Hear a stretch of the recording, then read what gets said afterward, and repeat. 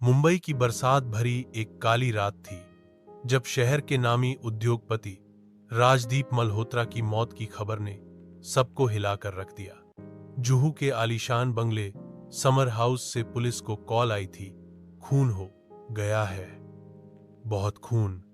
जब सिड की टीम मौके पर पहुंची तो बंगले का माहौल बेहद तनावपूर्ण था। हॉल में राजदीप की लाश सोफे के पास पड़ी थी। शरीर पर 3 गहरे चाकुओं के घाव थे और दीवार पर खून से लिखा था, यह तो बस शुरुआत है।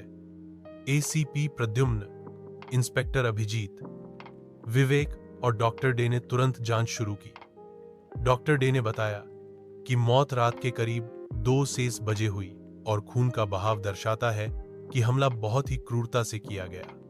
घर में उस समय सिर्फ 3 लोग थे, राजदीप की पत्नी शालिनी, पुराना नौकर रघु और उनका बिजनेस पार्टनर करण मेहरा, जो उस दिन डिनर पर आया था और रात वहीं रुक गया था।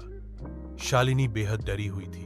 रोते हुए उसने बताया कि वह अपने कमरे में थी और आधी रात को जोर की चीख सुनकर दौड़ी तो राजदीप की लाश देखकर बेहाल हो गई। करण ने कहा कि वह गेस्ट रूम में सो रहा था और उसे कुछ पता नहीं चला जब तक शालिनी की चीख नहीं सुनी। रघु ने बताया कि वह अपने क्वार्टर में था और उस वक्त बारिश इतनी तेज थी कि कोई भी आवाज बाहर तक नहीं आ सकती थी। एसीपी प्रद्युम्न को कुछ गड़बड़ लगी। एक हाई प्रोफाइल मर्डर, बिना जबरदस्ती के निशान, सीसीटीवी का कोई रिकॉर्ड नहीं और हत्यारे का कोई नामो निशान नहीं। जांच आगे बढ़ी तो पता चला कि बंगले का सीसीटीवी डीवीआर रात 2 नवंबर 28 पर अचानक बंद हो गया था। किसी ने जानबूझकर उसे बंद किया और फुटेज डिलीट कर दी। इसी दौरान विवेक ने बगीचे के पीछे झाड़ियों के पास एक टूटा हुआ मोबाइल फोन बरामद किया। राजदीप का फोन खून से सना हुआ। मोबाइल की फॉरेंसिक जांच में सबसे बड़ा सुराग मिला। उस पर करण मेहरा की उंगलियों के निशान थे। करण ने पहले सब नकारा, लेकिन जब फुटेज मिटाने का सबूत और मोबाइल मिला तो उसने एक नई कहानी बताई। हाँ, मैंने उसका मोबाइल उठाया था क्योंकि वो मुझे ब्लैकमेल कर रहा था, लेकिन मैंने उसे नहीं मारा। एसीपी की शक की सुई अब शालिनी की ओर घूमने लगी। विवेक ने बताया कि शालिनी और करण के बीच कुछ मेल्स और मैसेजेस मिले हैं जो उनकी नजदीकियों को दर्शाते हैं।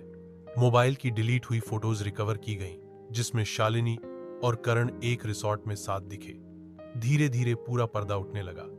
दरअसल शालिनी और करण एक दूसरे से प्यार करने लगे थे और राजदीप की हत्या की प्लानिंग कर चुके थे।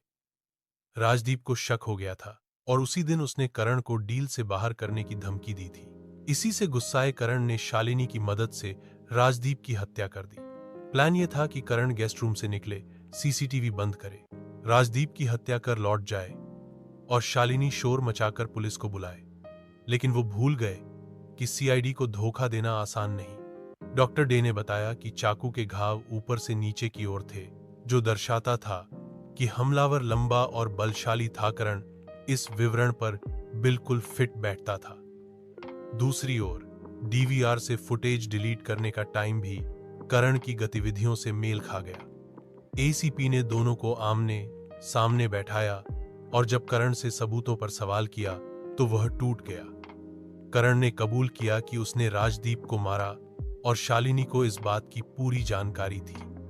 उनका इरादा था राजदीप की प्रॉपर्टी पर कब्जा करना और शादी कर लेना, लेकिन उन्हें नहीं पता था कि सिड हर परछाई के पीछे की हकीकत को उजागर कर देती है। सिड की अदालत में दोनों को पेश किया गया और कोर्ट ने उन्हें